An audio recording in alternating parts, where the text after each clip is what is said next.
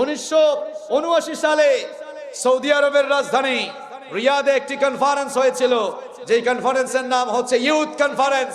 ওই কনফারেন্সে উপস্থিত ছিলেন ইউনাইটেড স্টেট অফ আমেরিকার বিখ্যাত সায়েন্টিস্ট বালমার। ওই কনফারেন্সে তিনি যখন এই আয়াতটি শুনলেন, তিনি বললেন, স্টপ, থামো, হাউ ইজ ইট পসিবল, এটা কিভাবে সম্ভব? কারণ মহাবিশ্ব সৃষ্টি সম্পর্কে যেই তথ্য, যেই ধারণা মাত্র কয়েক বছর আগে রিসার্চ করে, গবেষণা করে আমরা পৃথিবীর মানুষকে জানিয়েছি, তোমরা আবার কোন বই থেকে তেলাওয়াত করে এই তথ্যটি আমাদেরকে শোনাচ্ছ? বলা হলো এটি হচ্ছে 1500 বছর আগে নাজিল হওয়া আল্লাহর কোরআন। তখন বালমার অবাক হয়ে গেল, অবাক হয়ে দাঁড়িয়ে সেই কনফারেন্স হলের প্রত্যেকটি মানুষের সামনে দাঁড়িয়ে এসে বলেছিল, 1500 বছর আগে নাজিল হওয়া একটি কিতাবের ভেতরে এমন সায়েন্টিফিক ইনফরমেশন, এমন সায়েন্টিফিক তথ্য আসতে পারে, এখান থেকেই বোঝা যাচ্ছে এই কিতাব মানব রচিত কোনো কিতাব নয়, নিঃসন্দেহে এই কিতাব আল্লাহর কিতাব। এই জন্য আমি আর গুমরাহিতে পড়ে থাকতে চাই না। কালেমা পড়ে ওই কনফারেন্সে সে মুসলমান হয়েছে। আল্লাহু আকবার।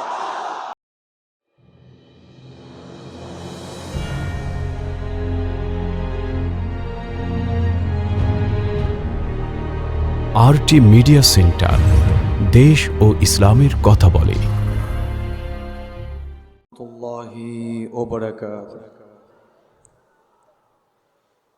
ইন্নাল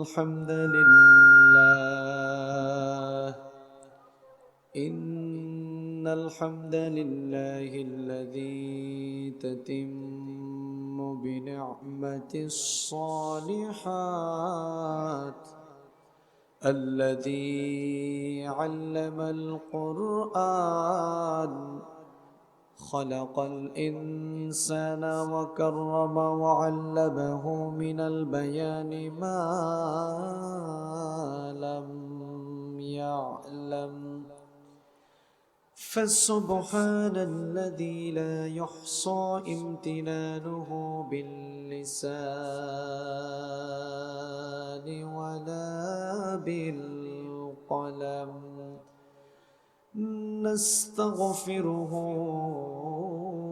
ونتوب إليه ونشهد أن لا إله إلا الله وحده لا شريك له ونشهد أن سيدنا وسندنا وحبيبنا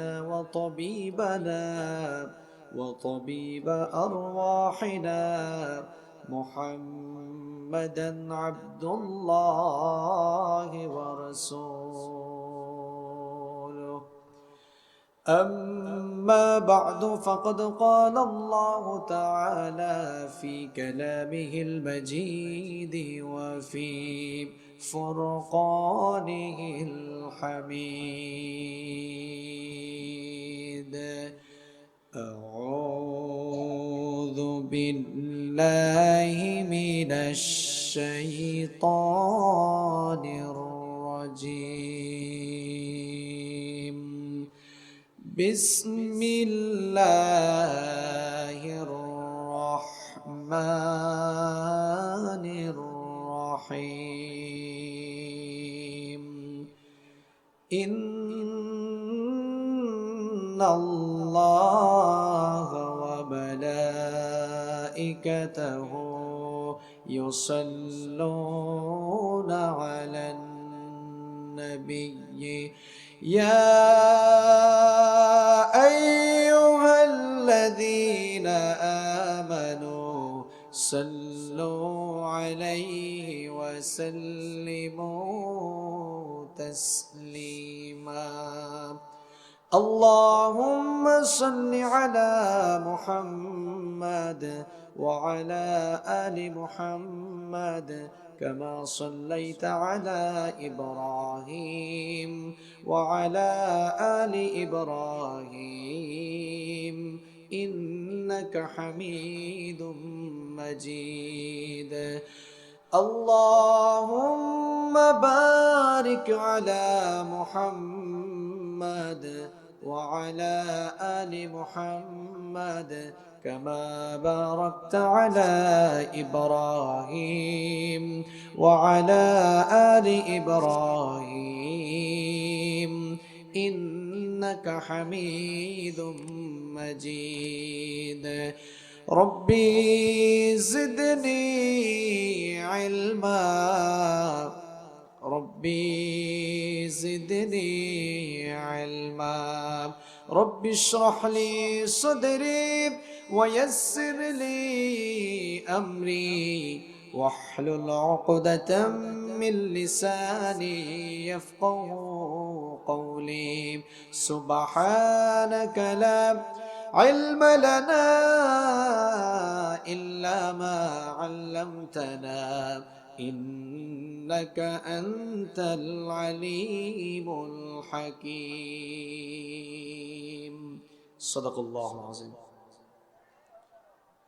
যাদের হৃদয়ে আছে আল্লাহর ভয় তারা কভু পথ ভুলে যায় না আল্লাহর প্রেম ছাড়া এই দুনিয়ায় কারো কাছে কোনো কিছু চায় না কারো কাছে কোনো কিছু চায় না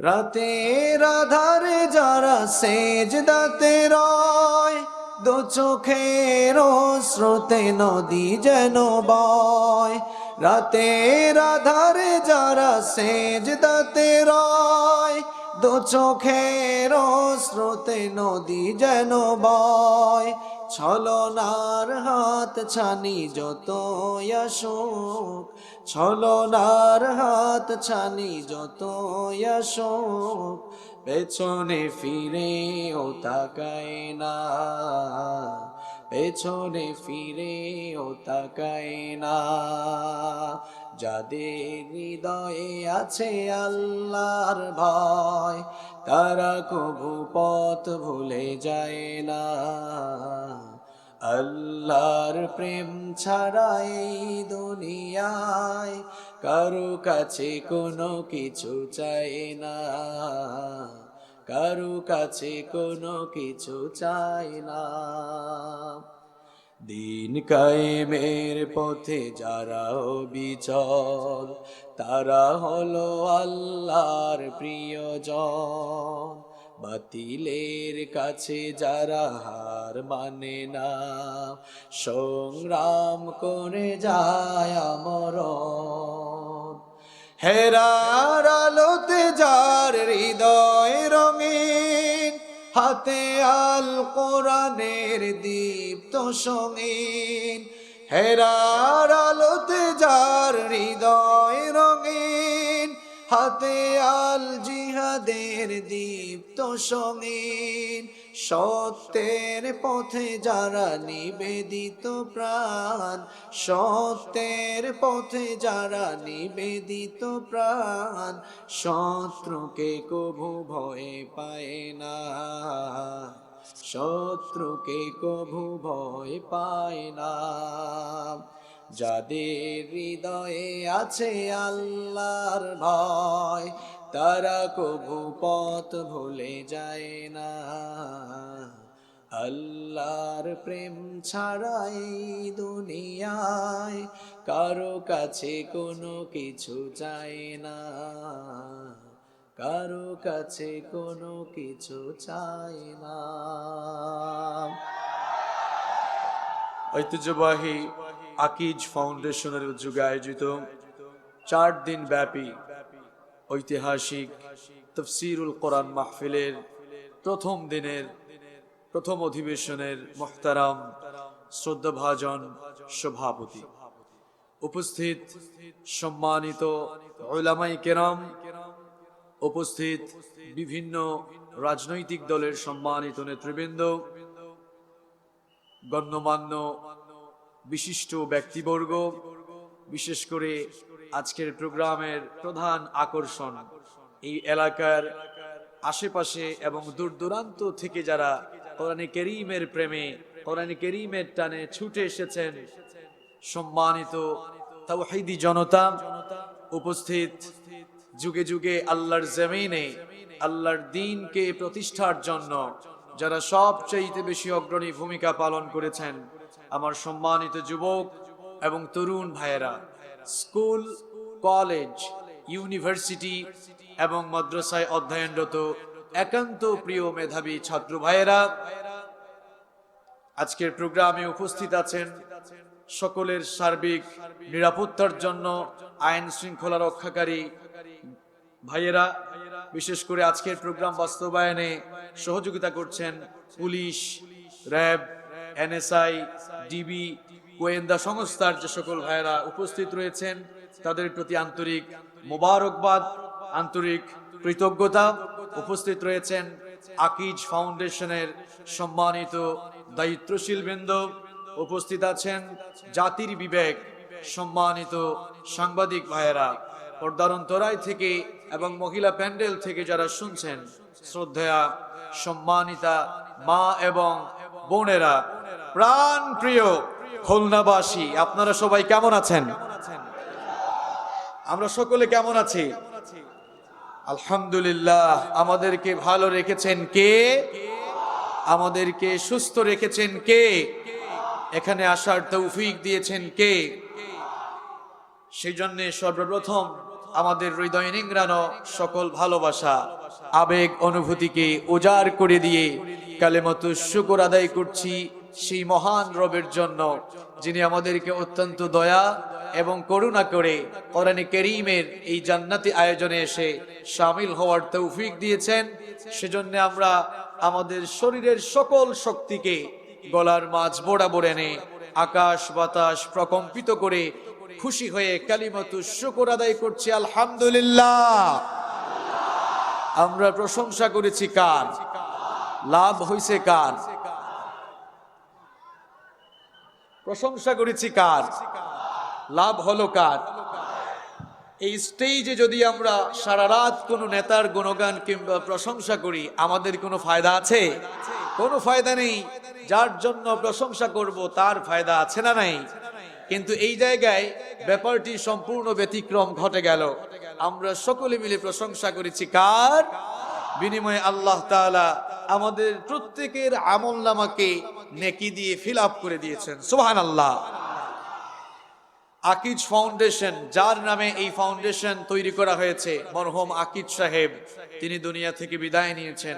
কোরআনে কারীমের আজকের এই মাহফিল থেকে আমরা আল্লাহর কাছে ফরিয়াদ করছি, মরহুম আকিজ সাহেবের জীবনের গুনাহগুলোকে মাফ করে দিয়ে কোরআনে কারীমের আজকের এই মাহফিলের বরকতে আল্লাহ তাআলা ওনার কবরটাকে যেন জান্নাতুল ফেরদাউস বানিয়ে দেন। আজকের এই প্রোগ্রামকে অর্গানাইজ করেছেন আকিজ ফাউন্ডেশন। আল্লাহ তাআলা তাদের এই শ্রম, তাদের এই কষ্ট, তাদের এই মেহনত তিনি যেন কবুল করে নেন। এই মাহফিলে আমরা যারা ছুটে এসেছি কোরআনে কারীমের টানে, আপনারা যারা এসেছেন, আসার জন্য কাউকে কি পয়সা দেওয়া হয়েছে? এখানে আপনারা এসেছেন, কাউকে খাওয়াও দেওয়া হবে না, টাকা পয়সাও দেওয়া হবে না। আপনারা সকলেই এসেছেন শুধুমাত্র আল্লাহ আর তার রাসূলের ভালোবাসায়, ঠিক কি না? যেই দেশে কোরআনে কারীমের টানে, কোরআনে কারীমের প্রেমে আপামর তাওহীদের জনতা এভাবে ছুটে আসতে পারে, সেই দেশ থেকে আল্লাহর দ্বীন কায়েমের আন্দোলনকে স্তব্ধ করা যাবে না। যেই দেশের মানুষেরা এত কোরআন পাগল, সেই দেশে তথাকথিত বাম, রাম আর নাস্তিক্যবাদী চিন্তা চেতনার কিছু চুনোপুটিরা একত্রিত হয়ে ষড়যন্ত্র আর চক্রান্ত করলেও আল্লাহর এই জমিন থেকে আল্লাহর দ্বীনকে বিদায় করা যাবে না। আজকের এই উপস্থিতি তার প্রমাণ, ঠিক কি না? প্রিয় ভাইয়েরা আমার, কোরআনে কারীমের এই প্রোগ্রামগুলো, এগুলো রাজনৈতিক কোনো সমাবেশ নয়। কোরআনে কারীমের এই প্রোগ্রামগুলো, এগুলো হচ্ছে জান্নাতি সমাবেশ, ঠিক কি না? সাইয়েদিনা শেখ আলী কাররামাল্লাহু ওয়াজহাহু তিনি বলেছেন, মাজালিসুল ইলম হিয়া রাউদাতুম মির রিয়াদিল জান্নাহ। যেই জায়গায় ইলম তথা কোরআন আর হাদিসের আলোচনা হয়, ওই জায়গা কোনো সাধারণ জায়গা থাকে না। কোরআনে কারীমের বরকতে ওই ময়দান, ওই জায়গাকে আল্লাহ তাআলা জান্নাতের টুকরায় পরিণত করে দেন। সম্মানিত ভাইয়েরা, আজকের এই মাহফিলে আমরা যারা এসেছি, আল্লাহ তাআলা আমাদের সকলের জীবনের গুনাহগুলো মাফ করে দাও। আজকের এই প্রোগ্রামে আমরা যারা শামিল হয়েছি, in the day of resurrection, কাল কিয়ামতের কঠিন বিভীষিকাময় দিনে এই মাহফিলকে আমাদের সকলের জন্য নাজাতের ওয়াসিলা বানিয়ে আল্লাহ যেন আমাদেরকে মাফ করে, দয়া করে নাজাত দিয়ে তার জান্নাত দান করে দেন। আমরা সকলেই আল্লাহর কাছ থেকে নাজাত চাই কি চাই না? সকলেই নাজাত চান তো? আর কিছু যে চাই না আমি, চাই গো নাজাত, আল্লাহ তোমার কাছে আমার এই মোনাজাত, আল্লাহ তোমার কাছে আমাদের এই ফরিয়াদ। পড়ে না আমিন। প্রিয় ভাইরা, আমরা কোরআনে কারীমের মাহফিলে এসেছি, সেই জন্য একটি বই থেকে আমি আপনাদের সামনে কয়েক মিনিট কথা বলবো। যে বই থেকে আমি আপনাদের সামনে কয়েক মিনিট কথা বলবো সেই বইয়ের নাম হচ্ছে, সবাই বলেন, আল কোরআন। এই কিতাবটি নাজিল করেছেন কে? এই কিতাবের ভেতরে কোনো মিস ইনফরমেশন কিংবা কোনো ডাউট আছে? থাকবেই বা কিভাবে? কারণ এটিকে নাজিল করেছেন আল্লাহ, যিনি সকল প্রকার দোষ ত্রুটি দুর্বলতা অক্ষমতা থেকে যেই মহান সত্তা সম্পূর্ণ মুক্ত, সেই মহান আল্লাহ তাআলাই এই কোরআনে কারীম নাজিল করেছেন, ঠিক কিনা? কোরআনে কারীমের অথেন্টিসিটির ব্যাপারে আল্লাহ তাআলা শুরুতেই বলেছেন, যালিকাল কিতাব লা রাইবা ফি হুদাল লিল মুত্তাকিন। This is the book, the most authentic book in this world, whereof there is no doubt about it, and it's a guidance for those who are muttaqin.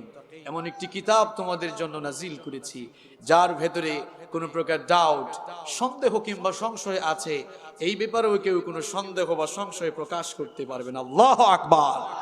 মুত্তাকিনদের জন্য, তাকওয়াবান খুদাভীরু পরহেজগার লোকদের জন্য এই কিতাবকে হেদায়েতের গাইডলাইন বানিয়ে নাজিল করেছেন কে?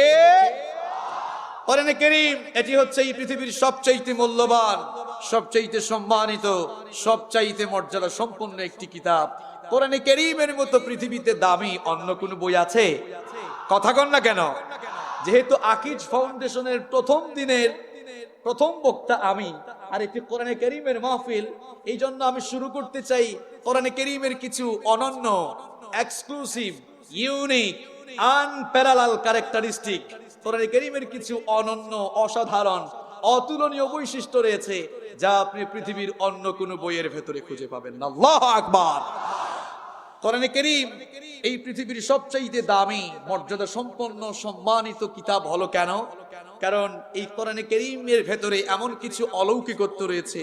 কোরআনে কারীমকে আল্লাহ তাআলা এমন কিছু অসাধারণ, অতুলনীয় বৈশিষ্ট্য দিয়ে বৈশিষ্ট্যমণ্ডিত করেছেন যা পৃথিবীর অন্যান্য ধর্মীয় গ্রন্থ তথা ভেদ, রামায়ণ, জিন্দাভেস্তা, বাইবেলের অল টেস্টামেন্ট, নিউ টেস্টামেন্ট, তাওরাত, জবুর, ইনজিল, ত্রিপিটক, এক কথায় পৃথিবীর অন্যান্য ধর্মীয় গ্রন্থ এবং পৃথিবীর বইয়ের ভেতরে আপনি, অন্যান্য বইয়ের ভেতরে আপনি ওই বৈশিষ্ট্যগুলো কখনো খুঁজে পাবেন না। সুবহানাল্লাহ।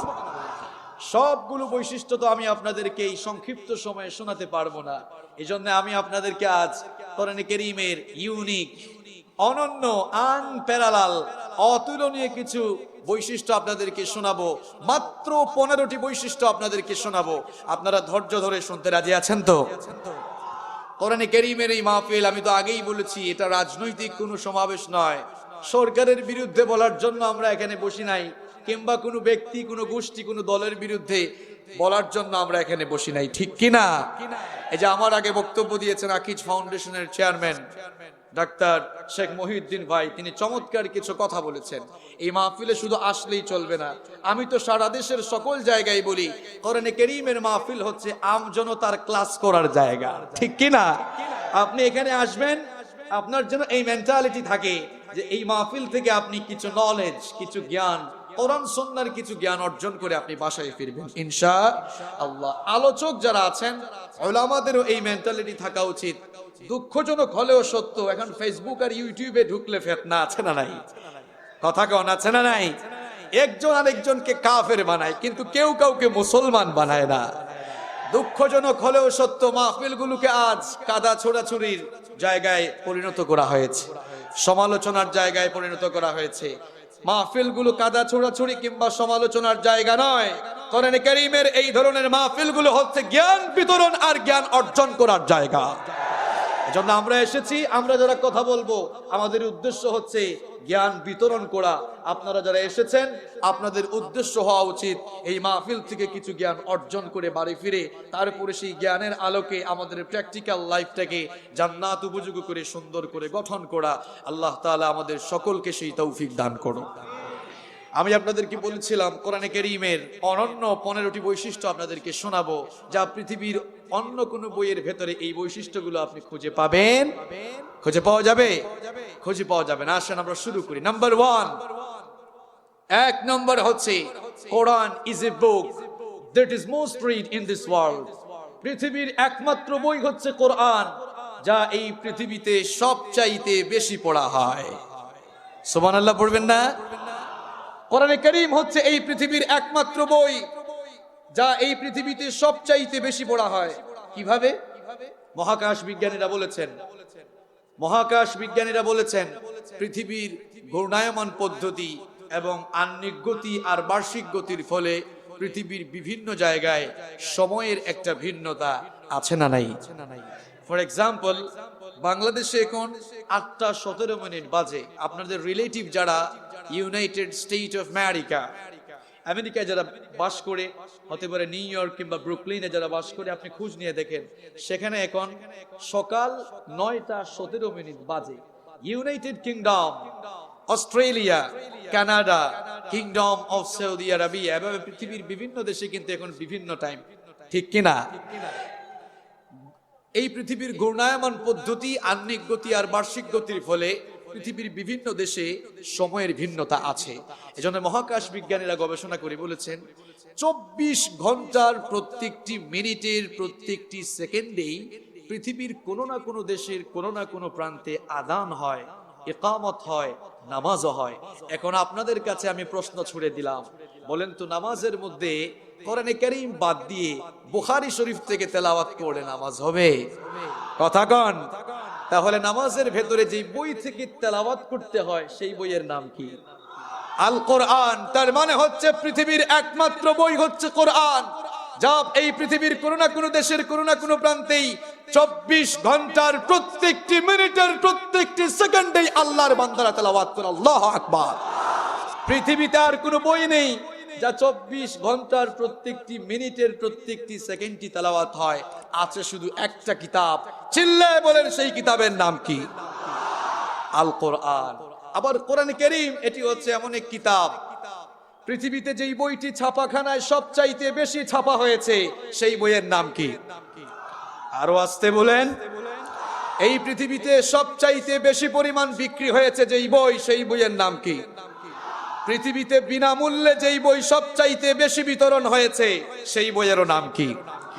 আবার এই পৃথিবীতে যেই বইয়ের জন্য, যেই কিতাবের রাজ কায়েমের জন্য পৃথিবীতে সর্বাধিক সংখ্যক মানুষ শরীরের তাজা রক্ত ঢেলেছে সেই কিতাবের নামও কোরআন। আবার পৃথিবীর একমাত্র বই হচ্ছে কোরআন, যেই কিতাবের সমালোচনাও সবচাইতে বেশি হয়েছে। তাহলে কোরআনে কারীমের 1 নম্বর বৈশিষ্ট্য হচ্ছে Quran is a book that is most read in this world। কোরআনে কারীমই হচ্ছে পৃথিবীর একমাত্র বই যা এই পৃথিবীতে সবচাইতে বেশি পড়া হয়। কোরআনে কারীমের 2 নম্বর বৈশিষ্ট্য হচ্ছে nobody has ever bothered to read or heard the holy book Quran। কোরআনে কারীম এমন এক অলৌকিক একটি কিতাব, এই কিতাবের তেলাওয়াত করে কিংবা এই কিতাবের তেলাওয়াত শুনে কেউ কখনো বোর ফিল হয় না, কেউ কখনো বিরক্ত হয়। একটা গান যখন বের হয়, যুবক আর তরুণরা কয়েকদিন ওই গান শোনার পর বলে কত আর শুনবো, শুনতে শুনতে ভালো লাগে না, গানটাকে একটু চেঞ্জ করে দাও, পরিবর্তন করে দাও। কিন্তু আল্লাহর কিতাব কোরআনে কারীম এমন অ্যাট্রাকশন দিয়ে আল্লাহ তাআলা এই কোরআনে কারীম নাজিল করেছেন, এই কোরআনে কারীম তেলাওয়াত করলে কিংবা কোরআনে কারীমের তেলাওয়াত শুনলে মানুষ কখনো বিরক্ত হয় না।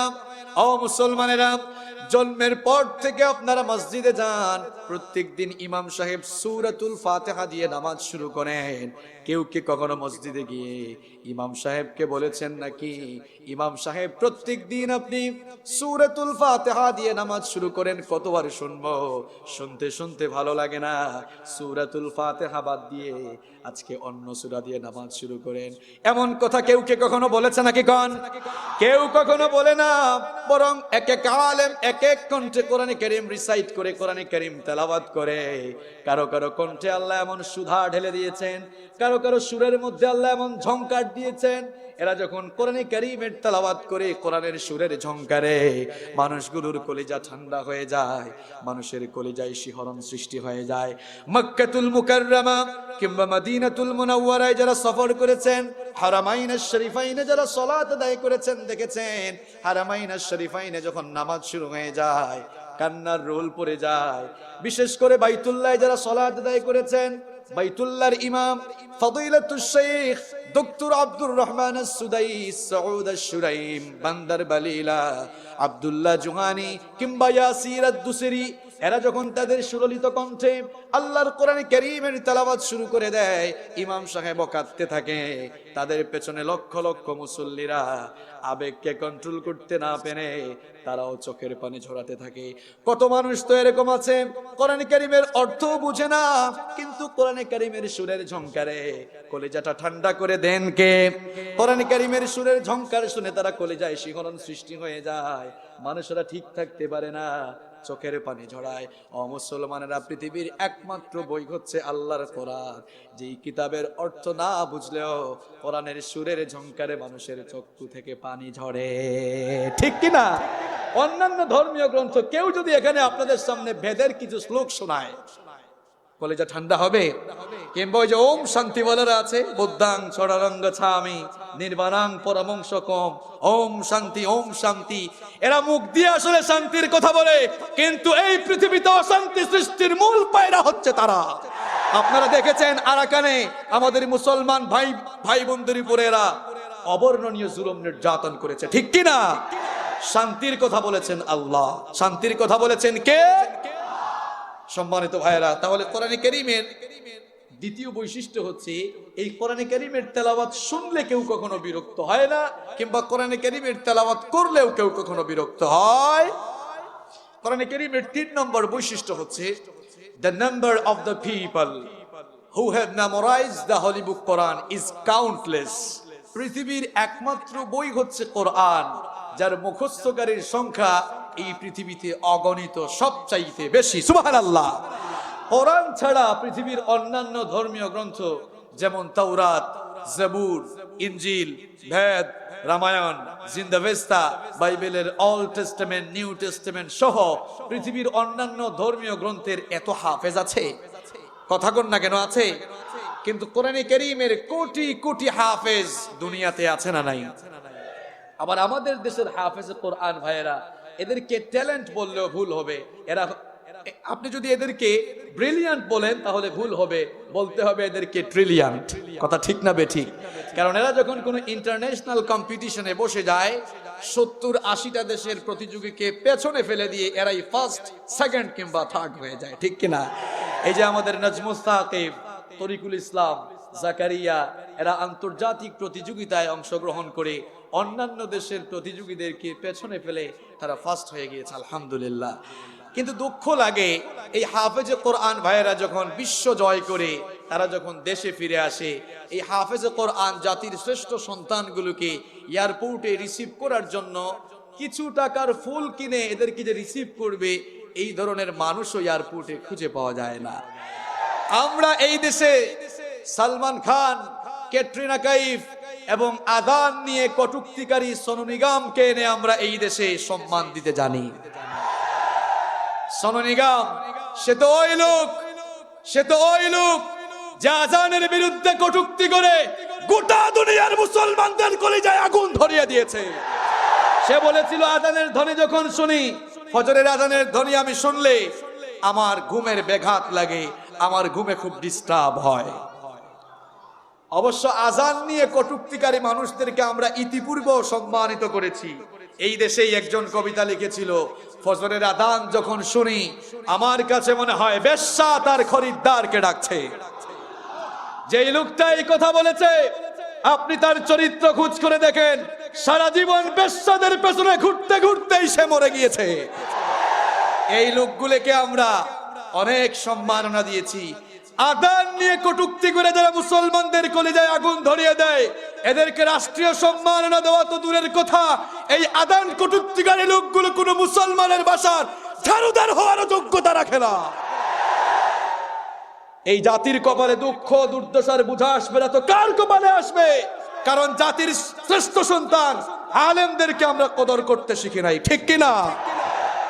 আল্লাহ তাআলা এই জাতির লোকদেরকে হেদায়াত এবং সঠিক সমঝ দান করে দাও। কোরআনে কারীম এই কিতাবকে আবার মুখস্থ করার জন্য সহজ ভাষায় নাজিল করেছেন কে? আচ্ছা, সহজ যদি না হতো, আপনি চিন্তা করেছেন আমার হাফেজে কোরআন ভাইয়েরা 30 পারা আল্লাহর কোরআন মুখস্থ করে তাদের সিনায় রাখতে পারতো? রাখতে পারতো না। এটিকে মুখস্থ করার জন্য সহজ ভাষায় নাজিল করেছেন কে?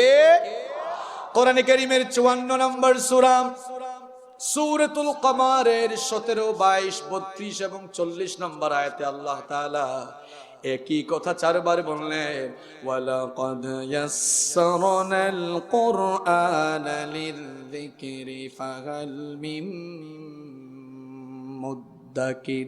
তোমাদের পড়ার জন্য, বুঝার জন্য, মুখস্থ করার জন্য এই কোরআন আমি সহজ ভাষায় নাজিল করেছি। সুবহানাল্লাহ। দেখেন কি চমৎকার ছন্দ মেলে, এদিকে তাকান।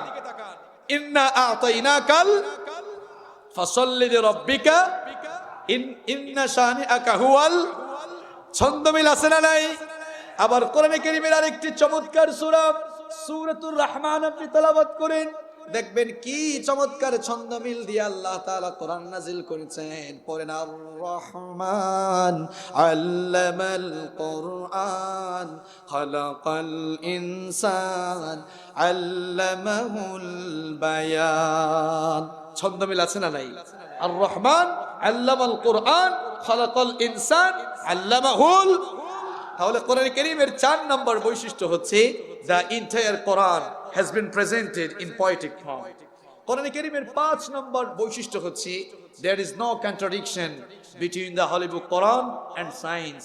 কোরআন কারীম এটি এমন একটি কিতাব, এর সাথে বিজ্ঞানের কোনো অসঙ্গতি নেই, বিজ্ঞানের কোনো দ্বন্দ্ব নেই। বিজ্ঞানের যুগে কেউ যদি বলে বিজ্ঞানের যুগে 1500 বছর আগের নাজিল হওয়া পুরাতন কিতাব কোরআনে কারীম এটি চলতে পারে না, এমন গাজাখুরি কথা কেউ বলার সুযোগ পাবে? কারণ বিজ্ঞান গবেষণা করে করে যেই তথ্যগুলো দুনিয়ার মানুষের সামনে বর্তমান সময়ে পেশ করছে, সেই ইনফরমেশনগুলো আল্লাহ তাআলা আজ থেকে 1500 বছর আগে জিবরিলের মাধ্যমে বিশ্বনবীর কাছে নাজিল করে আমাদেরকে জানিয়েছেন। সুবহানাল্লাহ। কিভাবে? আসেন কয়েকটা এক্সাম্পল দিই, আপনি সহজেই বুঝতে পারবেন। দেখেন, এই বিশ্ব জগৎ, এই দুনিয়া যেখানে আমরা বসবাস করছি, আপনি কি কখনো চিন্তা করেছেন how the universe was created? এই বিশ্ব জগৎ কেমনে সৃষ্টি হয়েছে আপনি কি কখনো চিন্তা করেছেন? মহাকাশ বিজ্ঞানীরা বলছেন, স্টিফেন হকিং এর বিগ ব্যাং থিওরির আলোকে মহাকাশ বিজ্ঞানীরা বলেছেন এই মহাবিশ্ব, পৃথিবী, সূর্য, চন্দ্র, আকাশ, জমিন, নক্ষত্রপুঞ্জ, তারকামালা, সৃষ্টির শুরুতে সবকিছু একত্রিত অবস্থায় ছিল, পুঞ্জীভূত অবস্থায় ছিল, যা ছিল একটি গ্যাসীয় কণার সমষ্টি। এরপরে একটি মহাবিস্ফোরণ ঘটে গেল। মহাবিস্ফোরণ ঘটে যাওয়ার পর আকাশ, জমিন, সূর্য, চন্দ্র, গ্রহ, নক্ষত্র, তারকাপুঞ্জ সকল সৃষ্টি পরস্পর আলাদা আলাদা হয়ে গেল। এই যে মহাবিস্ফোরণের মাধ্যমে যে ঘটনাটি ঘটে গেল, বিজ্ঞানীরা তার নাম দিয়েছেন বিগ ব্যাং থিওরি। যেই তত্ত্বটি বিজ্ঞানীরা মাত্র কয়েক বছর আগে পৃথিবীবাসীর সামনে পেশ করেছে। এই বিগ ব্যাং থিওরি পৃথিবীর মানুষেরা জানতে পেরেছে মাত্র কয়েক বছর আগে। বর্তমান বিজ্ঞান যেই বিগ ব্যাং থিওরির কথা মাত্র কয়েক বছর আগে জেনেছে, কোরআনে কারীমের 21 নম্বর সূরা সূরাতুল আম্বিয়া এর 30 নম্বর আয়াতের মধ্যে আল্লাহ পাক সেই বিগ ব্যাং থিওরির কথা 1500 বছর আগে এভাবে বলেছেন, আওয়ালাম ইয়ারাল্লাযীনা কাফারু আন্নাস সামাওয়াতি ওয়াল আরদা কানাতা রাতকান ফাফাতাকনাহুমা। আল্লাহ পাক বলেন, অবিশ্বাসীরা কি দেখে না? অবিশ্বাসীরা কি দেখে না আকাশ আর জমিন সবকিছু একত্রিত অবস্থায় ছিল, তারপরে আমি আল্লাহ পাক আমি আমার মহা ক্ষমতা বলে এদেরকে আমি আলাদা করে দিলাম। কোরআন কারীমের 41 নম্বর সূরা সূরা হামিম আস-সাজদা এর 11 নম্বর আয়াতে আল্লাহ পাক আরো বিস্তারিত বললেন, ثم استوى إلى السماء وهي دخان فقال لها وللأرض ائتيا طوعا أو كرها قالتا آتينا طائعين।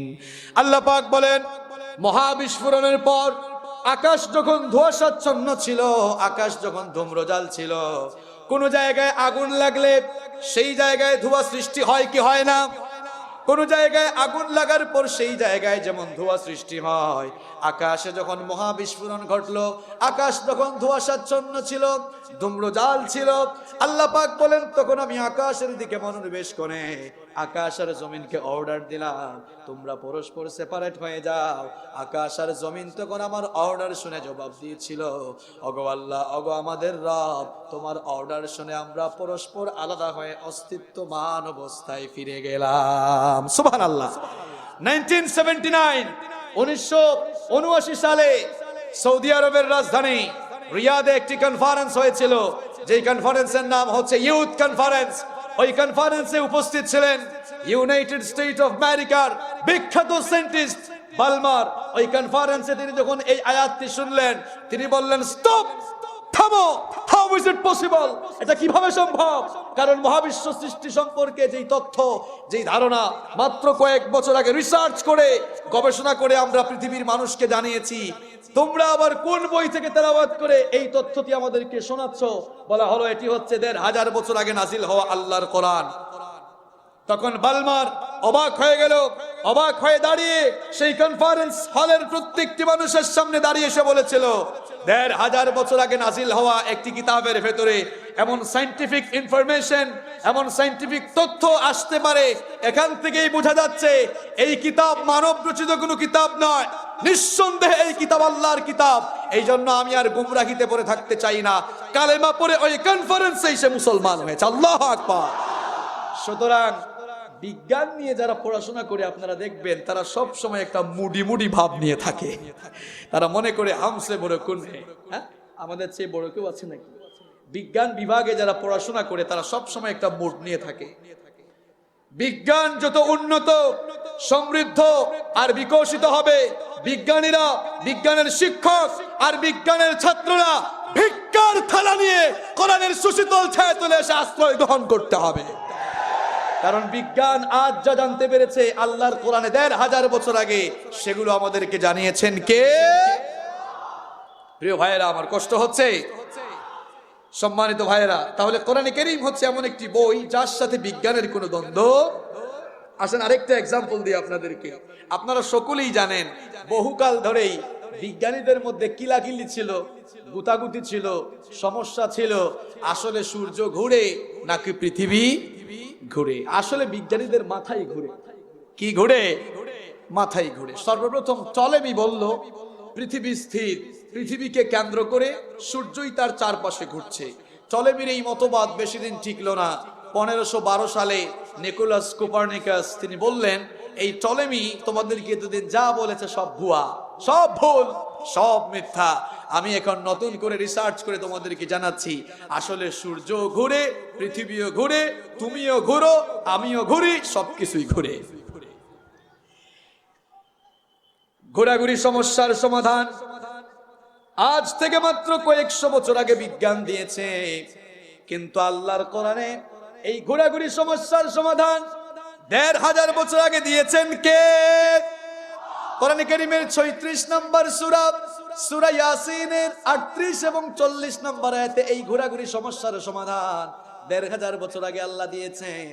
ওয়াশ-শামসু তাজরি লিমুস্তাকাররিল লাহা যালিকা তাকদীরুল আজিজিল আলীম ওয়াল কমারা قدرناه منازل حتى حتى عاد كالعرجون القديم لا الشمس ينبغي لها أن تدرك القمر ولا الليل سابق النهار وكل في فلك يسبحون আল্লাহ পাক বলেন, সূর্যের জন্য আমি নির্ধারিত একটি কক্ষপথ ঠিক করে দিয়েছি। সূর্য তার নির্ধারিত কক্ষপথে পরিভ্রমণ করছে। চন্দ্রের জন্য আমি নির্ধারিত একটি মঞ্জিল ঠিক করে দিয়েছি। চন্দ্র তার নির্ধারিত মঞ্জিলে পরিভ্রমণ করছে।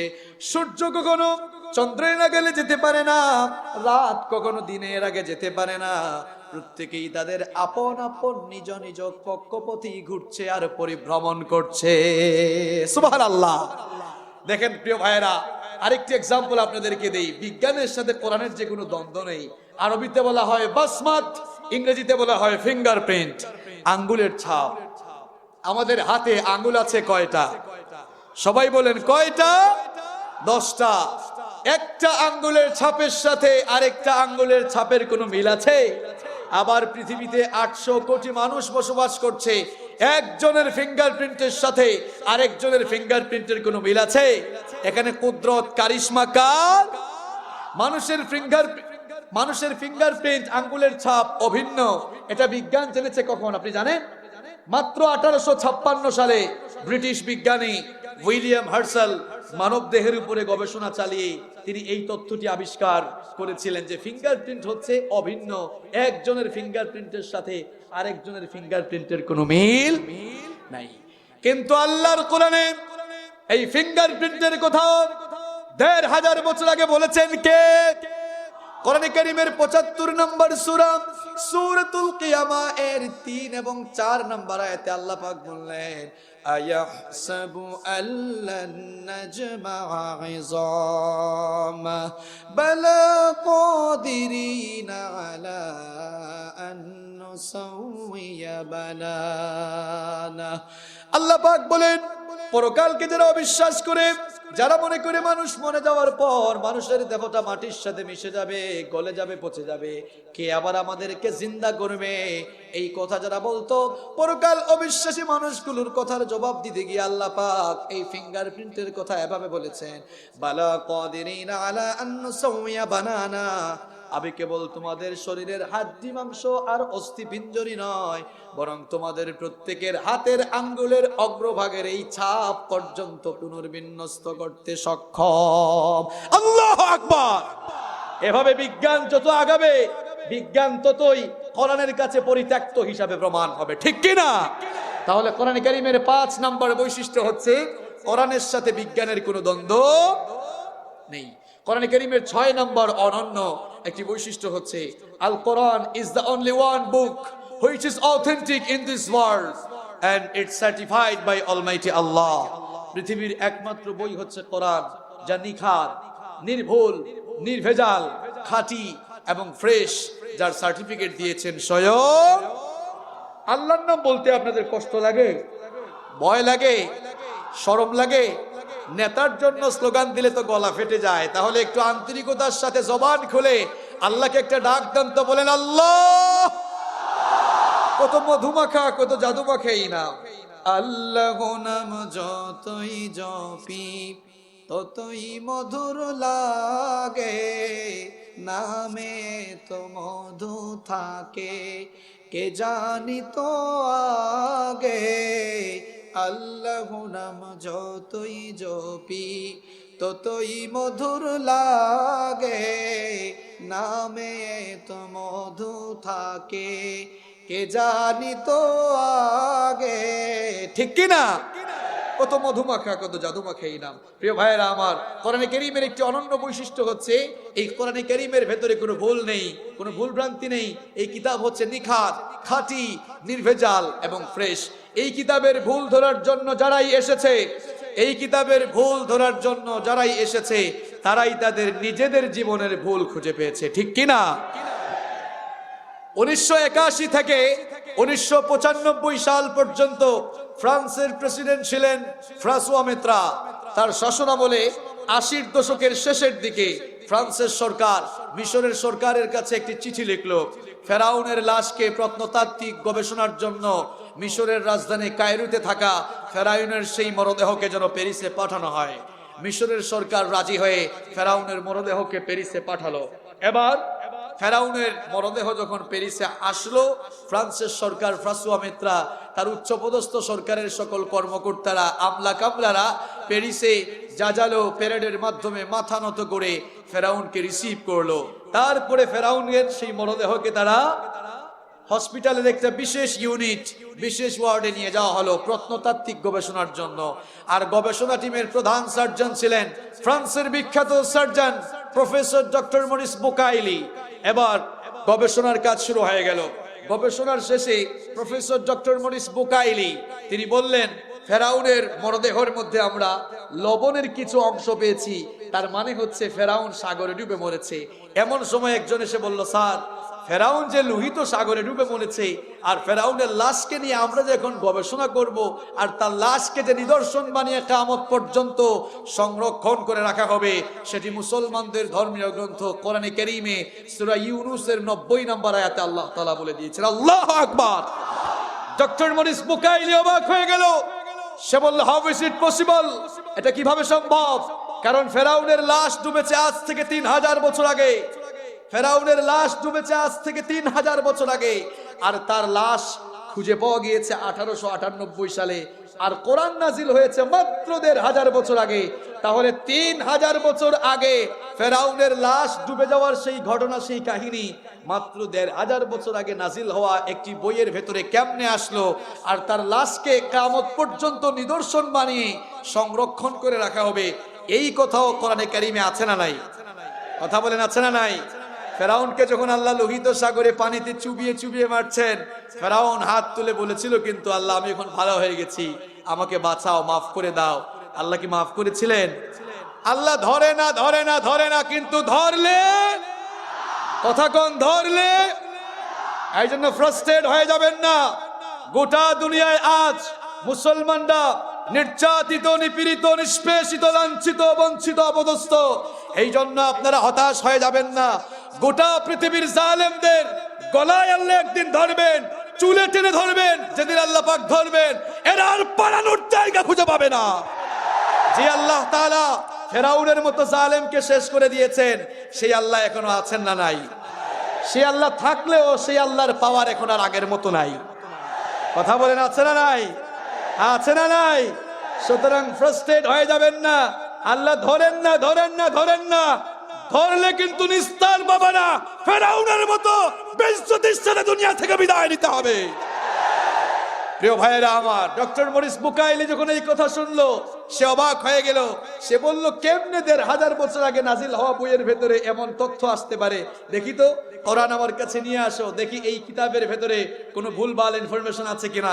কোরআনে কারীম তার কাছে যখন আনা হলো, কোরআনে কারীম খুলে দেখলো কোরআন কোন ভাষায় নাজিল হয়েছে। কথা বলেন। হ্যাঁ, থেকে আরবি জানে? আরবি জানে? আরবি জানে না। একবার সে তার মাদার ল্যাঙ্গুয়েজ ফ্রেঞ্চ ল্যাঙ্গুয়েজে কোরআনে কারীমকে ট্রান্সলেট করে কোরআন পড়া শুরু করলো। আমাদের মতো সওয়াব পাওয়ার আশায় নাকি ভুল ধরার আশায়?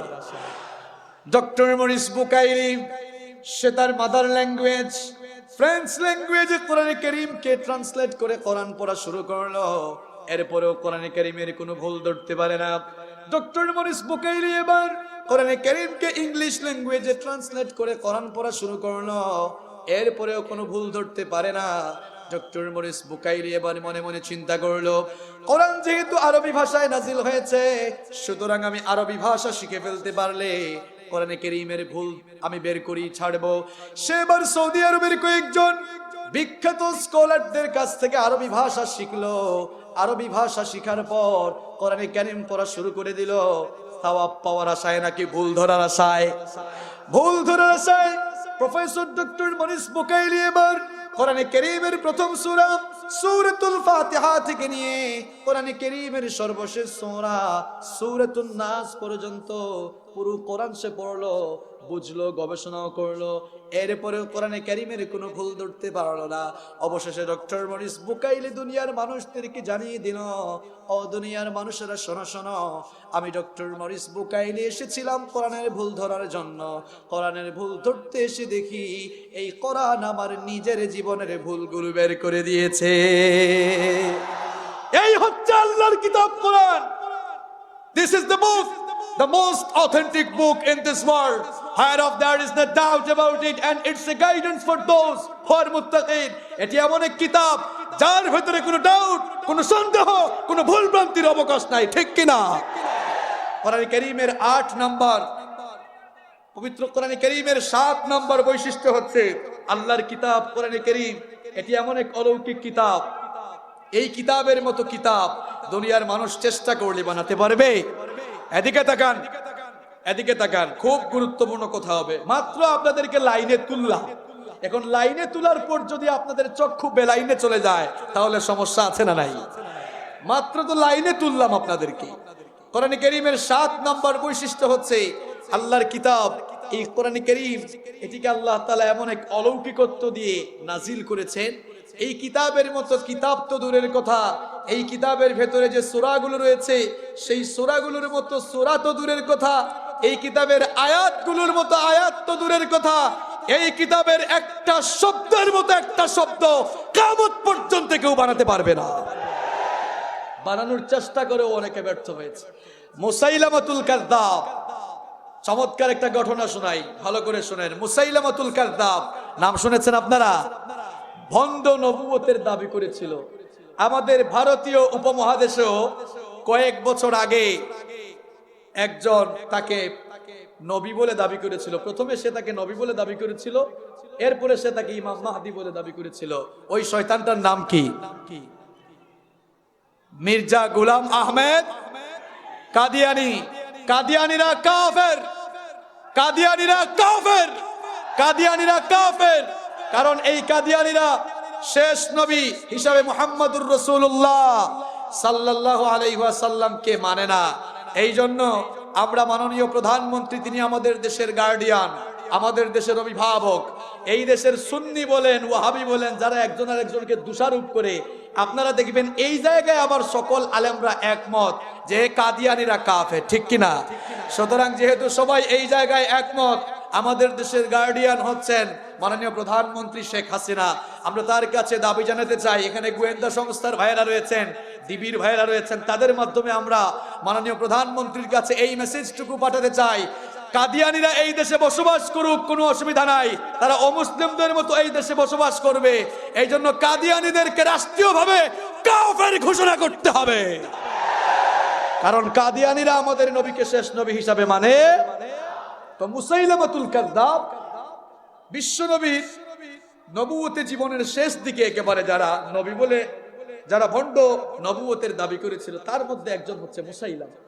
মুসাইলামা সে যখন তাকে নবী বলা শুরু করলো, লোকেরা মুসাইলামার কাছে এসে বলল, মুসাইলামা তুমি যে তোমাকে নবী বলে দাবি করছো, তো তোমার কাছে কি জিবরিল আসে না? তোমার কাছে কি সূরা বা আয়াত নাজিল হয় না? মুহাম্মদ পড়েন সাল্লাল্লাহু আলাইহি ওয়াসাল্লাম, তার কাছে তো প্রত্যেক দিনেই বা প্রত্যেক রাতেই জিবরিল আসেন, সূরা নাজিল হয়, আয়াত নাজিল হয়, তো তোমার কাছে কি জিবরিল আসে না? মুসাইলামা তখন বলল, দেখো ভাই, আমি মাত্র নবী হইছি, নতুন নবী হইছি, তো এজন্য জিবরিল আমার কাছেও আসবে, একটু টাইম লাগবে, একটু সময় লাগবে। কিছুদিন পর লোকদেরকে ডেকে সে বলল, ওহে লোকেরা শোনো, গত রাতেই আমার কাছে জিবরিল এসেছিলেন, আমার কাছে একটা সূরা নাজিল হয়েছে। নাউজুবিল্লাহ পরে বলেন, আগে শুনেন, গত রাতেই আমার কাছে জিবরিল এসেছিলেন, আমার কাছে একটা সূরা নাজিল হয়েছে। লোকেরা বলল, তো তোমার কাছে কি সূরা নাজিল হয়েছে? মুসাইলামা বলল, আমার কাছে যে সূরাটি নাজিল হয়েছে সেই সূরার নাম হচ্ছে সূরাতুল ফিল। সবাই বলেন, সেই সূরার নাম কি? লোকেরা বলল, আচ্ছা ঠিক আছে, সেই সূরাটা আমাদেরকে তেলাওয়াত করে শোনাও তো।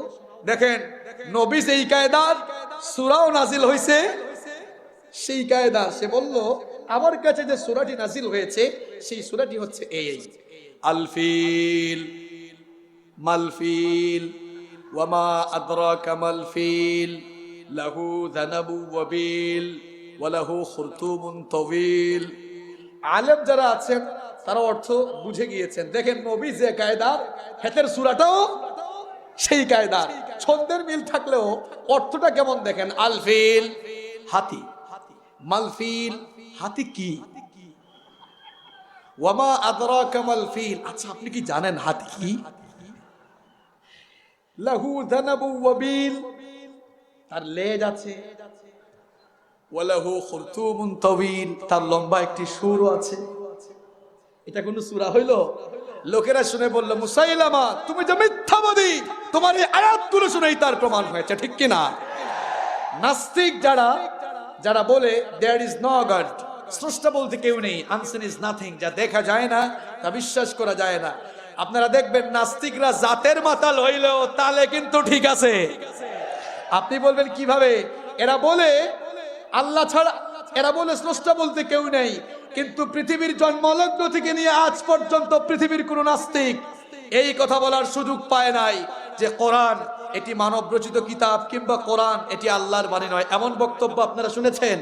কারণ নাস্তিকরা জাতে মাতাল হইলেও তালে কিন্তু পুরা ঠিক। তারা ভালো করেই জানে কোরআন যদি আল্লাহর কিতাব নয়, এটা আমরা বলি, তাহলে 1500 বছর আগে তো কোরআনে কারিমে চ্যালেঞ্জ দেয়াই আছে, এটি যদি মানব রচিত কিতাব হয়ে থাকে তাহলে কোরআনের মতো কোরআন পারলে বানাও। এই চ্যালেঞ্জ যেহেতু গ্রহণ করতে হবে, সেই জন্য এই বক্তব্য তারা দেয় না। কথা ঠিক না বেঠিক? আল্লাহর কোরআনের 7 নম্বর অনন্য বৈশিষ্ট্য হচ্ছে এই কিতাবের মতো কিতাব বানানো যাবে না। তবে বানানোর জন্য চেষ্টা হয়েছে নাকি হয় নাই?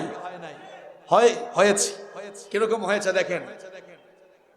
ভারতীয় বংশোদ্ভূত দক্ষিণ আফ্রিকার জনপ্রিয় লেখক, গোটা দুনিয়া কাঁপানো ইসলামিক বক্তা, গোটা দুনিয়ার সুপরিচিত নাম আহমেদ দিদার।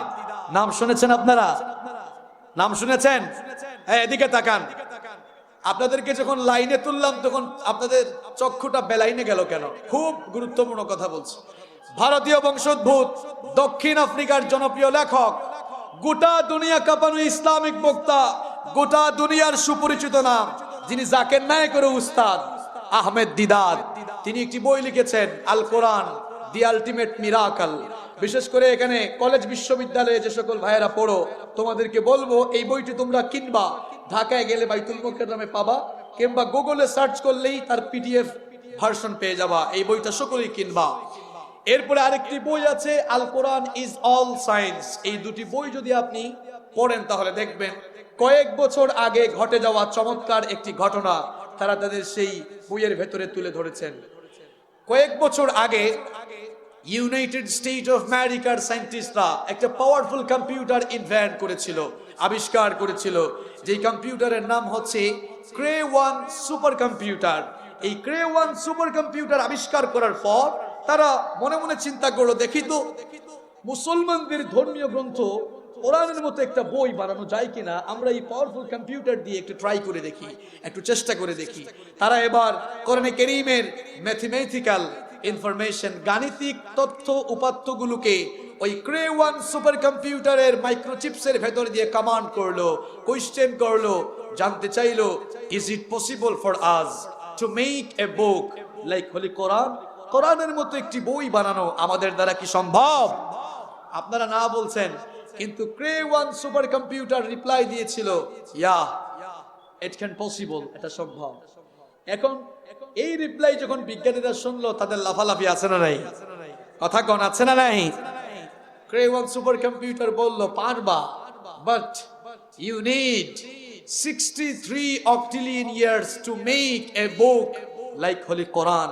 এই কোরআনের মতো একটি বই যদি তোমরা রচনা করতে চাও, বানাতে চাও, তাহলে তোমাদের 63 অক্টিলিয়ন বছর সময় লেগে যাবে। আল্লাহু আকবার। 63 বছর নয়, 63 অক্টিলিয়ন বছর। দেখেন সংখ্যাতাত্ত্বিক গণনা শুরু হয় একক দিয়ে। কি দিয়ে? একক। এককের পরে কি? দশক, তারপরে শতক, তারপরে সহস্র, তারপরে অযুত, লক্ষ, নিযুত, কোটি, এরপরে কি? মিলিয়ন। এই এলাকার মানুষের টাকা পয়সা মনে হয় খুব বেশি, হিসাব নিকাশ ভালোই জানে, দেখছেন? মিলিয়ন, তারপরে বিলিয়ন, তারপরে ট্রিলিয়ন, এরপরে হায় হায় আর জানে না। মিলিয়ন, বিলিয়ন, ট্রিলিয়ন, জিলিয়ন, ফিলিয়ন, অক্ট্রিলিয়ন। বিজ্ঞানীরা এখন ফ্রাস্ট্রেট হয়ে গেল, কারণ 63 অক্টিলিয়ন বছর মানে হচ্ছে হেতের জীবন শেষ, হেতের নাতিপুতির জীবন শেষ, হেতের 14 গোষ্ঠীর জীবন শেষ। ইভেন কিয়ামতের মহাপ্রলয়ঙ্কারী ঘটনা ঘটে গিয়ে আকাশ জমিন চূর্ণ বিচূর্ণ হয়ে গিয়ে লন্ড ভন্ড মেসাকার হয়ে গিয়ে কিয়ামতের ঘটনা ঘটে যাবে। এরপরেও it's quite impossible to create a book like holy Quran. কোরআনের মতো কোরআন বানানো কিয়ামত পর্যন্ত সম্ভব হবে না। এটি হচ্ছে আল্লাহর কোরআনের অলৌকিকত্ব, এটি হচ্ছে আল্লাহর কোরআনের এক অনন্য বৈশিষ্ট্য, ঠিক কি না?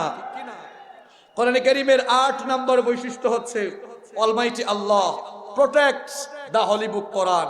এই কোরআনে কারীম হেফাজতের রেসপন্সিবিলিটি, হেফাজতের দায়িত্ব নিয়েছেন কে? কোরআনে কারীমের 15 নম্বর সূরা সূরাতুল হিজরের 9 নম্বর আয়াতের মধ্যে আল্লাহ পাক বললেন, ইন্না নাহনু নাযালনায যিকরা ওয়া ইন্না লাহু লাহাফিজুন। নিশ্চয়ই আমি আপনার কাছে এই যিকির তথা উপদেশ হিসাবে কোরআন নাজিল করেছি, আর এই কোরআন হেফাজতের সবটুকু দায়িত্ব আমি আল্লাহ নিজেই গ্রহণ করেছি। সুবহানাল্লাহ। তাহলে যেই কোরআন হেফাজতের দায়িত্ব আল্লাহ নিয়েছেন, এই পৃথিবীতে কারো বাপের সাধ্য আছে এই কোরআনের আন্দোলনকে ঠেকানো? কথা বলেন, আছে? কোরআনের আলো, এটা কি মোমবাতির আলো যে তুমি ফু দিয়া নিভাই দিবা? কোরআনে কারীমের আলো এটা মোমবাতির আলো নয়, এটা হচ্ছে ইলেকট্রিক্যাল লাইটের মতো। এই যে ইলেকট্রিক্যাল লাইট গুলো এখানে জ্বলছে, ইলেকট্রিক্যাল লাইট গুলো নেভাতে হলে আমরা যদি সকল হুজুররা সূরাতুল ফাতিহা কিংবা কোরআনের সবচাইতে পাওয়ারফুল আয়াত আয়াতুল কুরসি পড়ে ফু দেই, তাহলে নিভে যাবে? নমরুদ কেউ ভবে চিরকাল রয় না, কেউ ভবে চিরকাল রয় না, পৃথিবীতে কেউ স্থায়ী হয় না, হোক না সে ফেরাউন কি বা নমরুদ, কেউ ভবে চিরকাল রয় না, কেউ ভবে চিরকাল রয় না। কেউ থাকবে? কেউ থাকবে? আহারে, স্রোতের পানিকে কেউ যদি আটকাতে চায় সে পারবে? কথা বলেন, পারবে?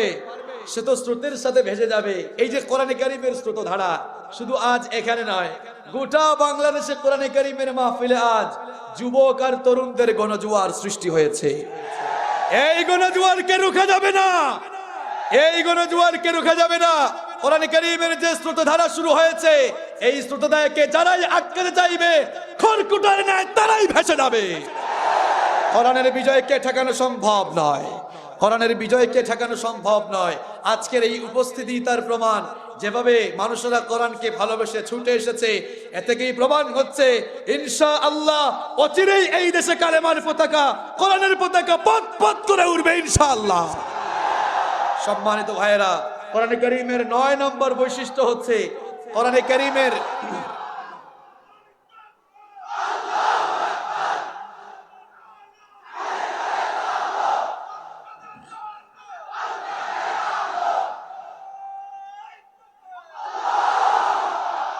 এই ভাইটা স্লোগান দিয়েছে, দেখেছেন? দাঁড়ান, আল কোরআনের আলো, আল কোরআনের আলো ঘরে ঘরে জালো। শোনেন, থামেন থামেন, কথা বলতে দেন। এক ভাই স্লোগান দিয়েছে, খুব চমৎকার স্লোগান, আল কোরআনের আলো ঘরে ঘরে জালো। আবার অনেক জায়গায়, ওই দিন নোয়াখালীতে এক ভাই স্লোগান দিয়েছে, সংসদে জালো। আমি বাংলাদেশের সকল জায়গায় বলছি, এত বছর ধরে আপনারা যে স্লোগান দিয়েছেন, এই স্লোগানগুলো এখন বাদ দেন। এখন নতুন স্লোগান হবে, আল কোরআনের আলো মানুষের হৃদয়ে হৃদয়ে অন্তরে অন্তরে জালো। কারণ আপনার অন্তর মরে গিয়েছে, আপনার অন্তরে কোরআন নাই। যেই অন্তরে কোরআন নাই, ওই অন্তর কি জিন্দা নাকি মরা? তাহলে এই মরা অন্তরকে আগে জিন্দা করতে হবে। মরা অন্তরকে জিন্দা করতে হলে কোরআনে কারীমের কোনো বিকল্প আছে? আমাদের এই দুর্বল অন্তরকে সতেজ করতে হলে কোরআনের কোনো বিকল্প নেই। এই জন্য প্রথম স্লোগান হবে আল কোরআনের আলো মনে মনে অন্তরে অন্তরে জালো। মানুষের অন্তরে অন্তরে যখন কোরআনের আলো জ্বলবে, অটোমেটিক্যালি পরিবারেও জ্বলবে, সমাজেও জ্বলবে, শিক্ষাঙ্গনে জ্বলবে, কোর্ট কাটারিতে চলবে, ইনশাআল্লাহ পার্লামেন্ট সেক্রেটারিয়েট বঙ্গভবনেও জ্বলবে। এর আগে আমাদের অন্তরে অন্তরে কোরআন জ্বালানোর দরকার আছে না নাই? তাহলে আসুন আগে আমরা নিজেরা আমাদের অন্তরকে কোরআনের আলোয় আলোকিত করি। আল্লাহ কবুল করে নাও। আমার সময় খুব সংক্ষিপ্ত, 15টি বৈশিষ্ট্য আমি অল্প সময়ের মধ্যে শেষ করছি। 9 নম্বর বৈশিষ্ট্য হচ্ছে কোরআন হচ্ছে এমন একটি কিতাব, এই কিতাবের দিকে তাকালেও সওয়াব, পড়লেও সওয়াব, শুনলেও সওয়াব, মানলেও সওয়াব, আছে না নাই? পৃথিবীর কোনো বইয়ের দিকে তাকালে তো সওয়াব হয় না, পৃথিবীর কোনো বইয়ের দিকে তাকালে সওয়াব হবে না, কিন্তু বিশ্বনবী সাল্লাল্লাহু আলাইহি ওয়াসাল্লাম বলেছেন আন-নাজরু ইলা সালাসাতু ইবাদাহ, 3 জিনিসের দিকে নজর দিলেই আমলনামায় সওয়াব দেন কে? 1 নাম্বার হলো আন-নাজরু ইলাল কাবাতি ইবাদাহ, আল্লাহর পবিত্র ঘর কাবার দিকে যারা নজর দেয় তাদের আমলনামায় সওয়াব দেন কে? 2 নাম্বার হলো আন-নাজরু ইলাল ওয়ালিদাইনি ইবাদাহ, মা বাবার দিকে, পিতা মাতার দিকে রহমতের নজরে তাকালে আমলনামায় কবুল হজের সওয়াব দেন কে?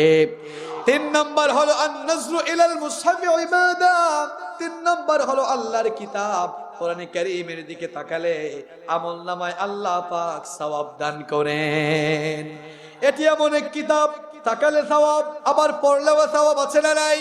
মুসলিম শরীফের বর্ণনায় বিশ্বনবী সাল্লাল্লাহু আলাইহি ওয়াসাল্লাম বলেছেন মান ক্বারাআ হারফাম মিন কিতাবিল্লাহ ফালাহু বিহি হাসানা ওয়াল হাসানাতু বিআশরি আমসালিহা। বিশ্বনবী বলেছেন যেই ব্যক্তি আল্লাহর কিতাব কোরআনে কারীম থেকে একটা অক্ষর তেলাওয়াত করবে, প্রত্যেকটি অক্ষরের বদৌলতে আমলনামায় আল্লাহ 10 করে নেকি দান করে দেন। আপনি আলিফ লাম মিম পড়বেন, আলিফ লাম মিম এটা একটা শব্দ নয়, এটা একটা অক্ষর নয়, আলিফ লাম মিম এই শব্দের ভেতরে 3টা অক্ষর রয়েছে। আপনি আলিফ লাম মিম পড়বেন, 3 দশে 30টি নেকি আল্লাহ তাআলা আপনার আমলনামায় দান করবেন। সুবহানাল্লাহ পড়েন। এই কিতাবের দিকে তাকালে সওয়াব, পড়লে সওয়াব, শুনলেও সওয়াব, আছে না নাই? কোরআনে কারীমে আল্লাহ বলেছেন ইযা কুরিআল কুরআনু ফাসতামিউ লাহু ওয়া আনসিতু লাআল্লাকুম তুরহামুন। যখনই আল্লাহর কিতাব কোরআনে কারীম তেলাওয়াত হবে, নীরবতার সাথে মনোযোগ দিয়ে কোরআন শোনো, তাহলে আল্লাহ পাক তোমাদের প্রতি রহম করবেন। সুবহানাল্লাহ। এজন্য প্রত্যেকদিন কোরআনে কারীমের তেলাওয়াত করতে রাজি আছেন তো? আপনারা রাজি আছেন তো? কোরআনে কারীম এটি হচ্ছে পৃথিবীর শ্রেষ্ঠ জিকির। মাঝে মাঝে আমাদেরকে লোকেরা প্রশ্ন করে, হুজুর আমাদেরকে দামি একটা জিকির শিখান তো, কারণ আমাদের দেশে আউল ফাউল জিকির আছে না নাই? এখন তো বসে যান এটাও জিকির হয়ে গেছে, আবার ইল্লাল্লাহ ইল্লাল্লাহ এটাও জিকির হয়ে গিয়েছে। আবার বাপ দাদাদের শিখানো সেই তরিকা, সেই ব্যবসা ছুটে যাচ্ছে বলে এখন 1 কোটি টাকার চ্যালেঞ্জও ছোড়া হয়েছে। কেউ কেউ আবার জিহবা কেটে ফেলার হুমকিও দিয়ে দিয়েছেন। ইসলাম হুমকি ধামকি দিয়ে কিংবা চ্যালেঞ্জ দিয়ে ইসলাম চলে না, ইসলাম চলে দলিল দিয়ে, ঠিক কিনা? আপনার ক্ষমতা থাকলে, সাহস থাকলে কোরআন সুন্নাহ থেকে আপনি দলিল নিয়ে আসুন, এই দেশের মানুষরা ইল্লাল্লাহর জিকির শুরু করবে। আর যদি দলিল না থাকে এই বাটপারি চিটারি বন্ধ করে দিতে হবে। ইল্লাল্লাহ কোনো জিকির হতে পারে না, জিকির হচ্ছে লা ইলাহা ইল্লাল্লাহ। এই জন্য জিকির করলে পুরোটাই করতে হবে লা ইলাহা ইল্লাল্লাহ, লা ইলাহা ইল্লাল্লাহ মুহাম্মাদুর রাসূলুল্লাহ সাল্লাল্লাহু। জিহবা কাটার হুমকি, 1 কোটি টাকার হুমকি। আবার 1 কোটি টাকা কিন্তু নিজের না, এটারা মুরিদদের কাছ থেকে উঠায় দিবে। এগুলো আপনার বাপের টাকা। হ্যাঁ, ইসলাম এইভাবে চলে না, ইসলাম দলিল দিয়ে চলে, ঠিক কিনা? আপনি দলিল নিয়ে আসুন। জিকির হচ্ছে সুবহানাল্লাহ, আলহামদুলিল্লাহ, আল্লাহু আকবার, লা ইলাহা ইল্লাল্লাহ, এগুলো হচ্ছে জিকির। এখন তো আবার এই সব জিকির বাদ দিয়া এখন ওই যে বিভিন্ন অঞ্চলে মানুষেরা বাবার নামেও জিকির বানায়, আছে না নাই?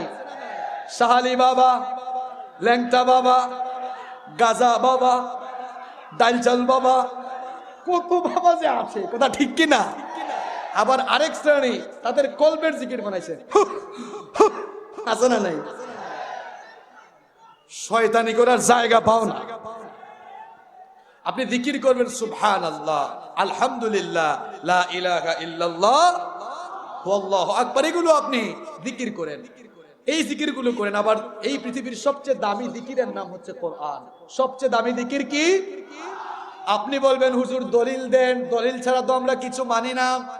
কোরআন হচ্ছে কোরআনে কারীমের একটা নাম। কোরআনের মুফাসসির যারা আছেন, গবেষক যারা আছেন তারা জানেন কোরআন ছাড়াও কোরআনে কারীমের আরো 55টি নাম রয়েছে। কোরআনের একটা নাম হলো জিকির। যেমন আল্লাহ কোরআনে বলেছেন ইন্না নাহনু নাযালনা যিকরা ওয়া ইন্না লাহু লাহাফিজুন। আমি আপনার কাছে জিকির অর্থাৎ কোরআন নাযিল করেছি, ঠিক কি না? ব্যবসার মধ্যে ভাটা পড়েছে, এই জন্য আজকাল কত হুমকি ধামকি দেওয়া শুরু হয়েছে, ঠিক কি না? এরা দেখতেছে যুবক আর তরুণরা এখন কিস্সা কাহিনীর দিকে নাই। কিস্সা কাহিনীর দিন শেষ, কোরআন সুন্নাহর বাংলাদেশ।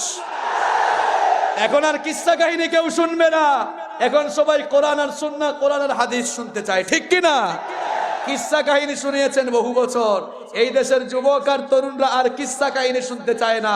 এই দেশের যুবকরা কোরআন সুন্নাহর কথা শুনে কোরআনের আলোয় নিজেদের জীবনকে আলোকিত করে কোরআনের আন্দোলনে শামিল হয়ে কোরআনের রাজ তারা কায়েম করতে চায়। এটা সহ্য হয় না, এই জন্য বিভিন্ন জায়গায় আমাদের ভাইদের কথাগুলো বন্ধ করে দেওয়া হয়, কথা ঠিক কি না?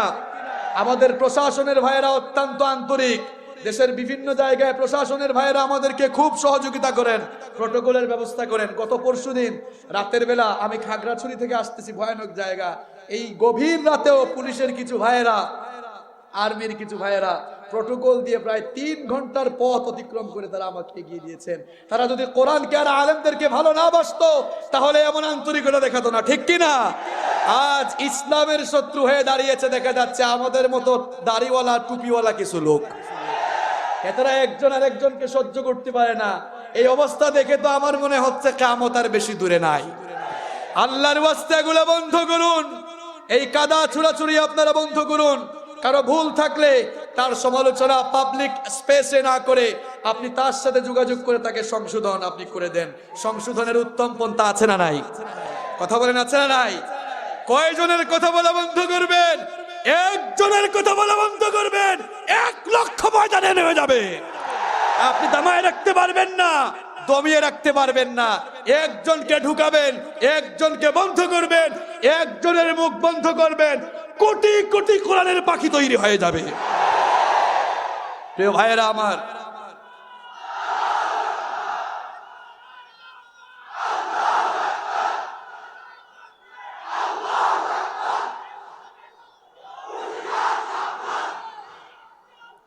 থামেন থামেন, কেউ আমাদের শত্রু নয়, সবাই আমাদের বন্ধু, ঠিক কি না? আমরা সকলকেই উদার মানসিকতা নিয়ে, আন্তরিকতা দিয়ে আমাদের বুকে টেনে নিতে চাই, কথা ঠিক না বেঠিক?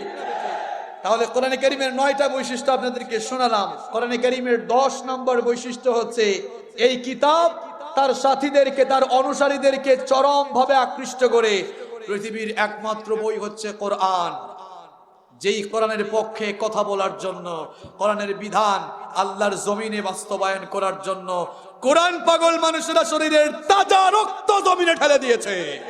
পৃথিবীতে কোরআন ছাড়া আর কোনো বই পাবেন না যেই বইয়ের অনুসারীরা তাদের বইয়ের জন্য জীবন দেয়। আছে নাকি? তাওরাত ওয়ালারা দিয়েছে, জাবুর ওয়ালারা দিয়েছে, ইনজিল ওয়ালারা দিয়েছে, কিন্তু আমাদের আমরা যারা মুসলমান, কোরআনের জন্য আমরা যারা পাগল, আমরা তো সেই বদর থেকেই রক্ত দেওয়া শুরু করি। আমরা তো সেই বদর থেকেই রক্ত দেওয়া শুরু করেছি। আমরা আমাদের বহু সাথীদের লাশ বদর, উহুদ, খায়বার, খন্দকের চিপায় চাপায় ফেলে এসেছি। এরপরেও কোরআনের আন্দোলন থেকে আমাদেরকে থামানো যায় না। আমরা তো সেই জাতি যারা আগুনের স্ফুলিঙ্গ ভেদ করে সাগরের উত্তাল তরঙ্গমালা পাড়ে দিয়ে পৃথিবীর দিক দিগন্তে কোরআনের রাজ কায়েমের জন্য আমরা সংগ্রাম চালিয়েছি। পৃথিবীর একমাত্র বই কোরআন, যে কোরআনের জন্য মানুষেরা জেলে যেতে রাজি, রক্ত দিতে রাজি, মরতেও রাজি। কোরআনের জন্য যদি রক্ত দিতে হয়, কোরআনের জন্য যদি জেলে যেতে হয়, আল্লাহর কিতাব কোরআনকে ভালোবেসে কোরআনকে মেনে যদি মরে যেতে হয়, কারা কারা রাজি? তো হাত তুলে আল্লাহকে দেখান।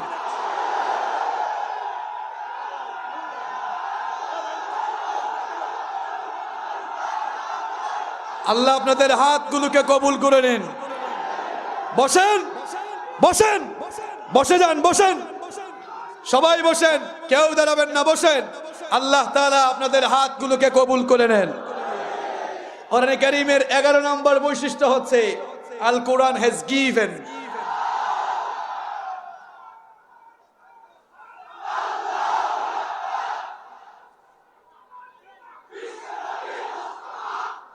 প্রিয় ভাইয়েরা আমার, আল্লাহ তাআলা আপনাদেরকে কবুল করে নেন, পড়েন আমিন। কষ্ট হচ্ছে আপনাদের?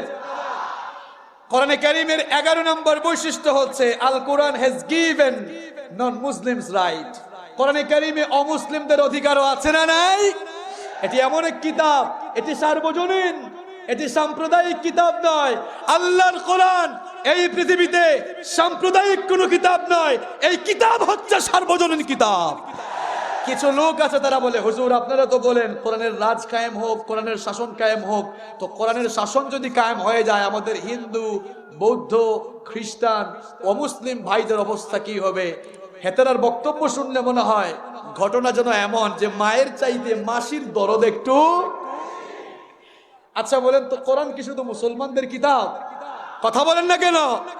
কোরআন আল্লাহ বলেন নাই যে হুদাল্লিল মুসলিমিন, আল্লাহ হুদাল্লিল মুসলিমিন বলেন নাই, আল্লাহ বলেছেন হুদাল্লিন নাস। তাহলে মানুষের ভেতরে আমার হিন্দু ভাইয়েরা আছে, আমার খ্রিস্টান ভাইয়েরা আছে, আমার বৌদ্ধ ভাইয়েরা আছে। কোরআনে কারীম আমাদেরকে অন্য ধর্মের